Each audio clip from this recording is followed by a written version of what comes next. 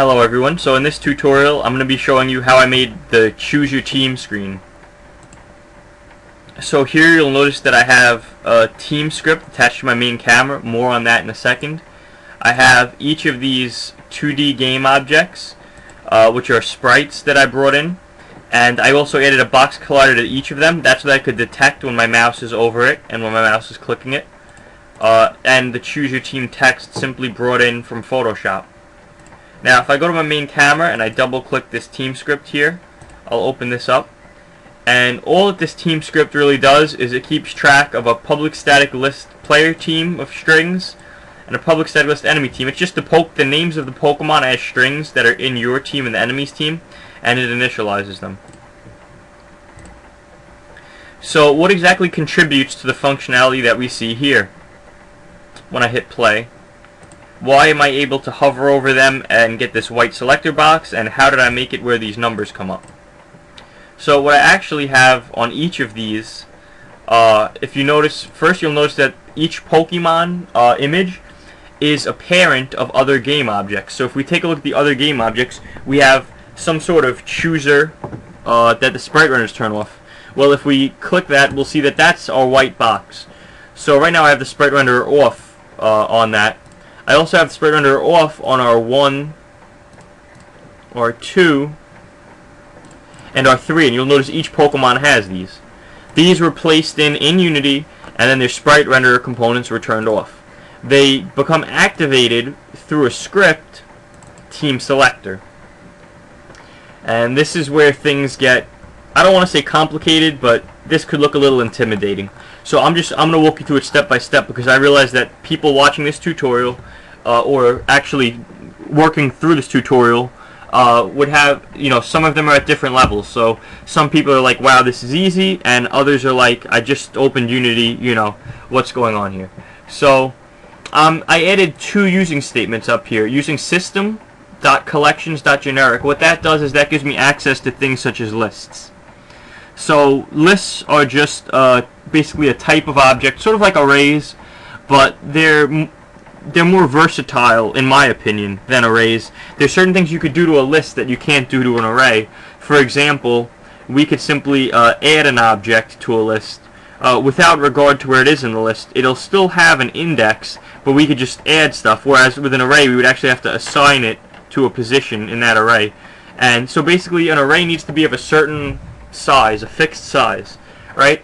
But a list could be of any size. So I could continually add to these lists, and I never actually have to define their size.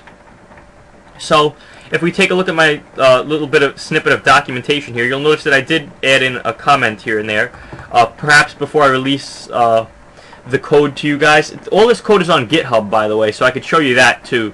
If you go on my GitHub, I'll actually take a quick interlude to show you that. So if we go here and we go to GitHub, you'll notice, so my GitHub name, I'm trying to find my GitHub name, I believe it's, RAG29.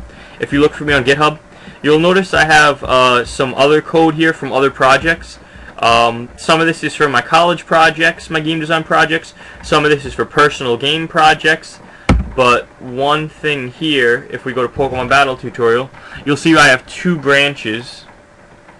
And I don't know why that says 1 commit. Maybe 1 commit under master, but if we go to, 7 commits under working branch.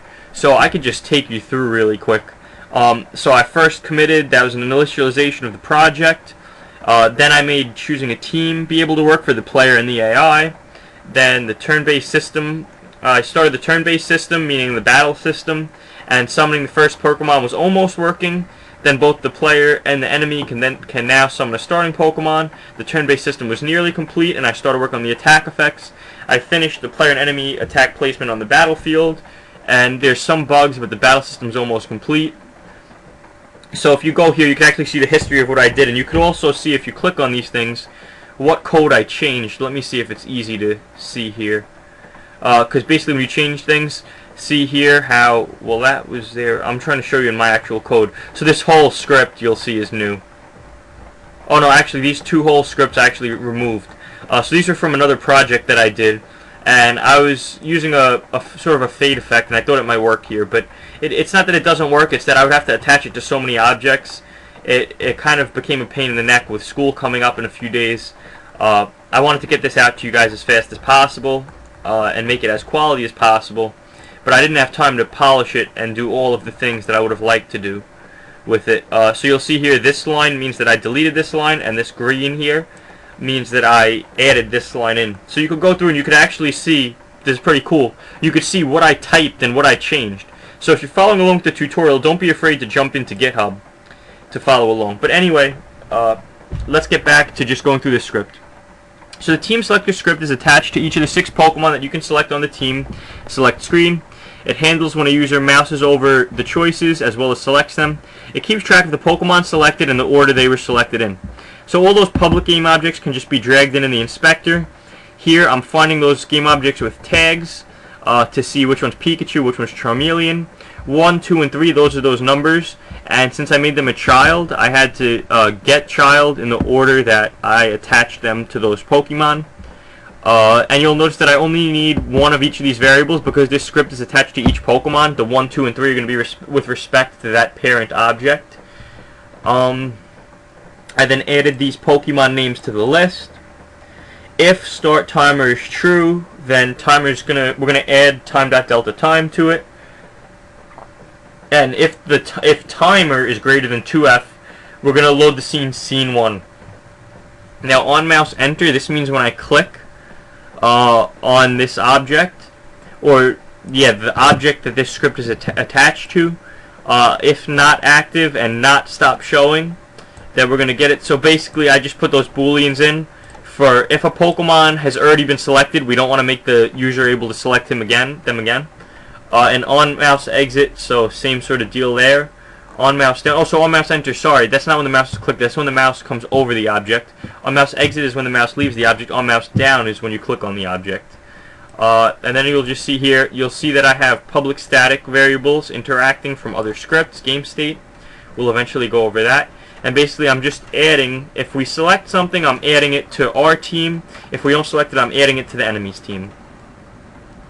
And that's what I'm doing here, and utilizing the programming construct of a for each loop.